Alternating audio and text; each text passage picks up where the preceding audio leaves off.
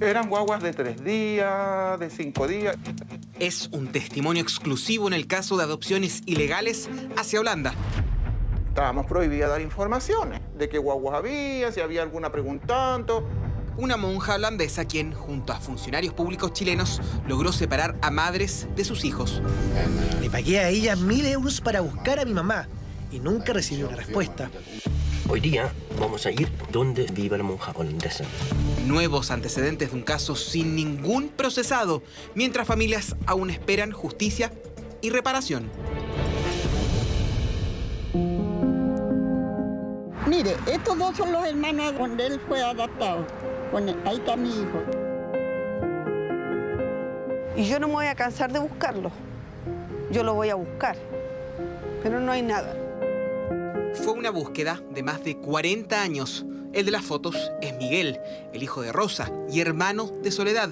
Según cuenta su familia biológica, fue adoptado irregularmente y llevado a Holanda. A ambas las entrevistamos hace un año, sin rastro alguno de su paradero.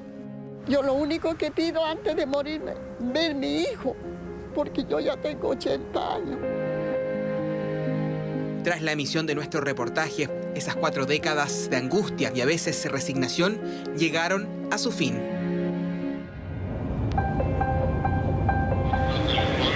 Aquí viene llegando el hermano de hace 40 años. No había mucho que decir, solo abrazos de un anhelado reencuentro.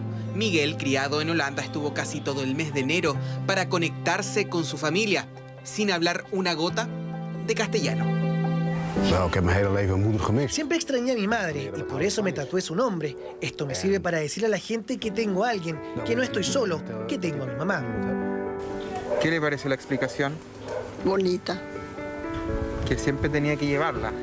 Siempre, porque eso le hacía recordar que sí, él tenía una mamá, aunque le hayan mentido.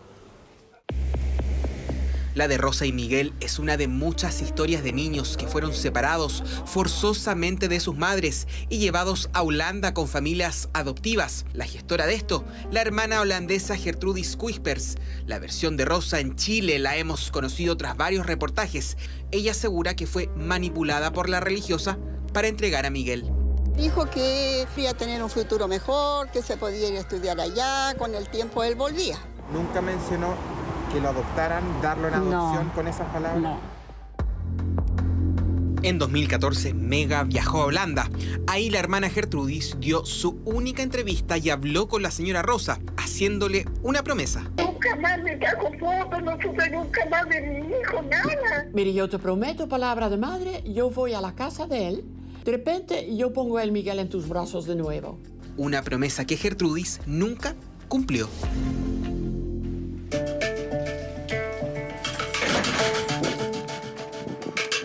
Hoy día vamos a ir, tenemos un buen interesante día, vamos a ir al monasterio donde, según dicen, vive la monja holandesa.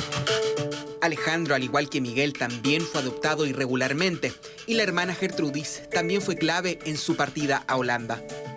Debido a ella, digamos, yo llegué a Holanda por ser adoptado por una familia holandesa. En 2010 entendí que mi mamá nunca quiso ponerme en adopción. Alejandro quiere enfrentarla. Nos dirigimos al monasterio donde estaría viviendo hace años, ubicado en un pueblo a 1 hora de Ámsterdam.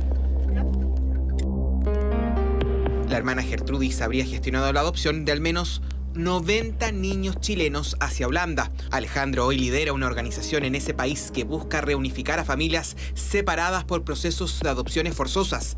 Él, por suerte, encontró a su madre biológica hace más de 20 años.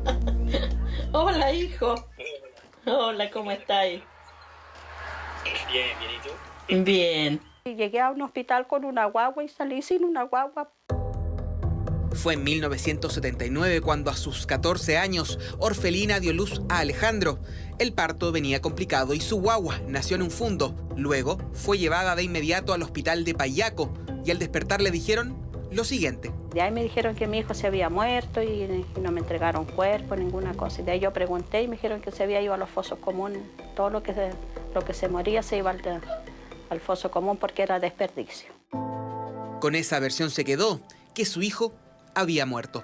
Pero lo cierto es que su guagua estaba viva, en una guardería, a pocos meses de ser adoptado por una familia holandesa. La gestión la había llevado adelante la hermana Gertrudis y la asistente social del hospital de Payaco, Minerva Silva. Esta última fue testigo en el acta de nacimiento de Alejandro y luego solicitó junto a la monja una medida de protección, asegurando que la madre lo quería dar en adopción por su mala situación económica. ¿Este era tu caso? No.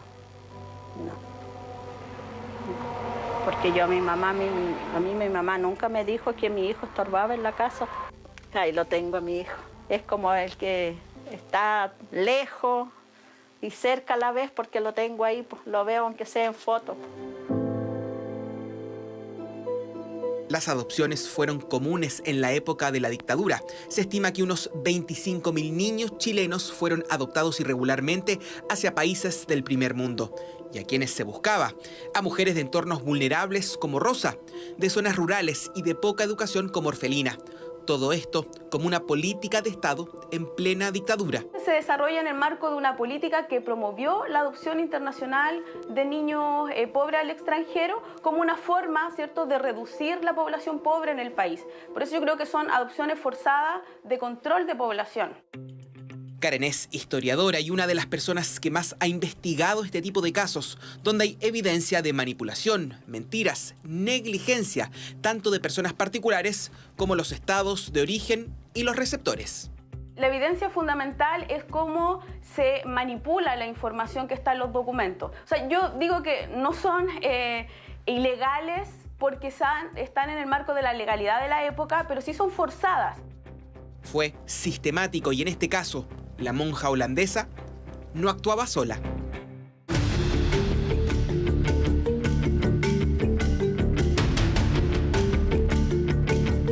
Hemos llegado hasta la región de Los Ríos porque una buena parte de las adopciones llevadas adelante por la hermana Gertrudis fueron en Valdivia y sus alrededores. Tenemos nuevos antecedentes de este caso y hemos tenido contacto también con un testigo que podría ser clave e inédito para entender cómo se captaban a niños que terminaban en el extranjero.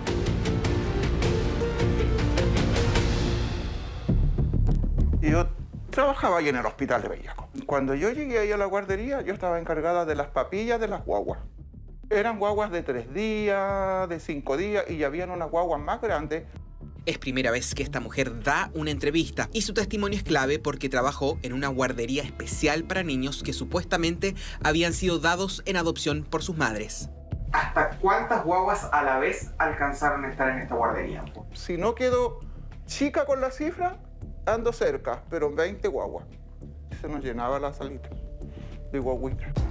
La encargada del lugar era la asistente social Minerva Silva y cuando esta cuidadora preguntaba por qué llegaban tantas guaguas... Que esas guaguas las mamás no las querían, las habían rechazado.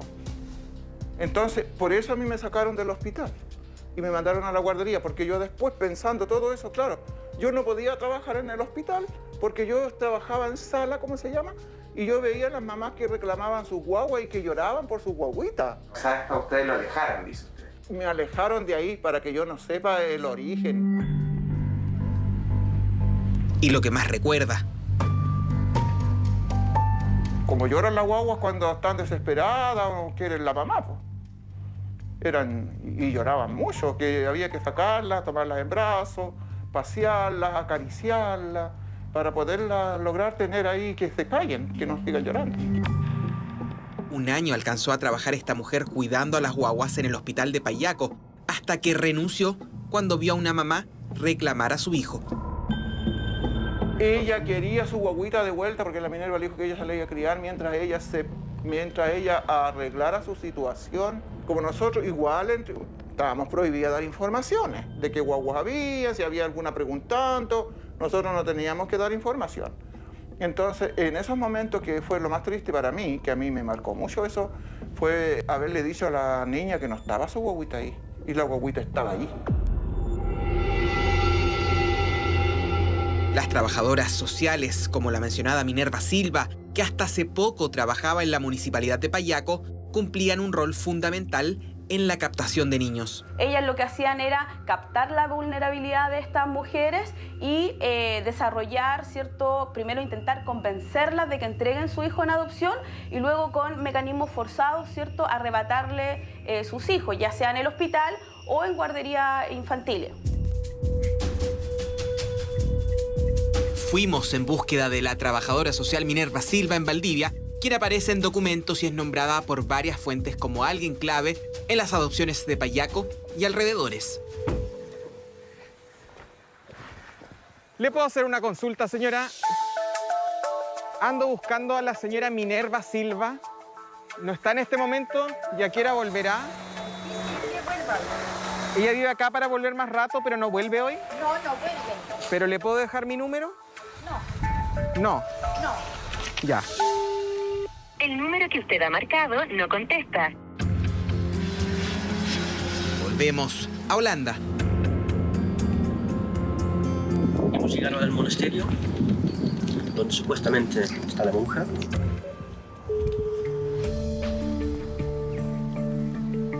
Alejandro busca a la hermana Gertrudis, la misma mujer que separó a Miguel de su madre en San Bernardo. Este tiene puro ojo enamorado, oye.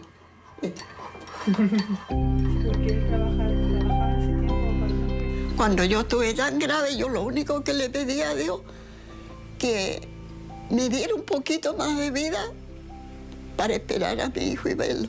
Ahora yo ya no temo que me vaya. Tenés que aprenderle. Dice, cuando regrese va a hablar español. Y es que este mes en Chile para Miguel ha sido complejo, agotador, porque solo se pueden comunicar si es que hay un traductor. También hay un choque cultural forzado que hoy se hace evidente. Yo llevo 44 años en Países Bajos y no tengo ningún recuerdo de Chile. Sigue siendo raro todo esto. No conozco la cultura. Para mí, todos ellos siguen siendo extraños. Estas son fotos que la hermana Gertrudis le entregó a Rosa. Mostraba a un Miguel con una familia feliz, pero esa realidad era solo de un cuento de hadas, porque Miguel a los 8 años fue llevado a un hogar de menores hasta cumplir los 18. Yo nunca me llevé bien con mis papás en Holanda. Mis papás tenían otros planes para mí, ir a la universidad y cosas que yo no quería. Cada 6 años visitaba a mi familia y me tomaba un café con ellos, pero nunca fue una buena relación. Siempre hubo peleas. La hermana Gertrudis estaba justo en esos encuentros y aprovechaba de sacar fotos, y esas son las fotos que tenía mi mamá. Muestra una familia feliz, que en verdad no era. Hoy conocemos su versión. Miguel dice que hace 20 años le pagó a la hermana Gertrudis para averiguar de su madre. La hermana Gertrudis solo me dijo que tenía una mamá, pero que era difícil ubicarla porque viajaba por todo Chile. Le pagué a ella 1.000 euros para buscar a mi mamá y nunca recibí una respuesta.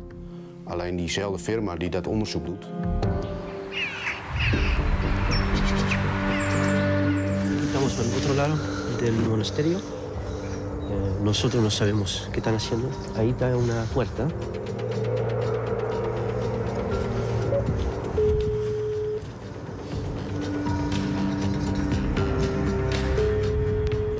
Por más que Alejandro esperó, nunca recibió respuesta. Nosotros en Chile enviamos un correo electrónico a la hermana Gertrudis, pero tampoco contestó. Hasta el día de hoy mantiene la misma versión sobre las adopciones. ¿Admite usted la posibilidad de que en algunos de esos casos las mujeres efectivamente no hayan estado tan decididamente, hayan tenido la voluntad? De ninguna manera. Para tomar esa decisión. De ninguna manera han dado esta impresión.